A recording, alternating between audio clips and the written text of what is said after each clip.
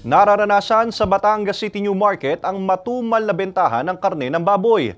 Tiniyak naman ng pamunuan ng pamilihan na hindi apektado ng ASF ang mga ibinebentang karne ng baboy sa palengke. Nagbabalik sa report si Denise Abante.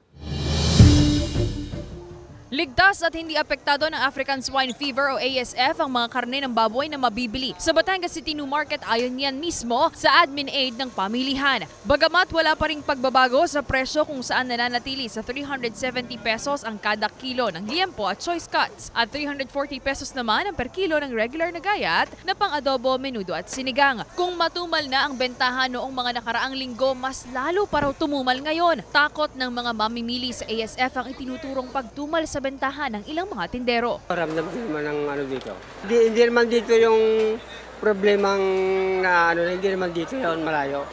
Pero may pagkakaiba kaysa dati. Ano nga ngayon, mahirap-hirap nga ngayon. Paglilinaw ng pamunuan ng pamilihan dumadaan sa masusing inspeksyon ng lahat ng mga pumapasok ng mga karne bago ito ibenta sa merkado. Hindi po apektado ang Batangas City ng ASF po at huwag po kayong matakot, lalong-lalo na po sa ating mga mahilig po sa karne na sa lata na lang muna at natatakot ay safe po ang ating karne. Yan naman ho ay dumadaan po sa quality control bago naman ho yung katayin. Ito raw ang pinanghahawakan ng mamimiling si Randy. Bagamat batid ang banta ng ASF, hindi naman daw ito makakaapekto sa kanya. Sa amin, hindi nangangain ng manok. Bago naman siguro dalhin dito ang baboy dito, galing sa Katayan. Kaya asa na lang doon sa magtitinda. Kung doon galing o kung saan nila kinuha. Tsaka kita naman yung sa klase na yung binibili.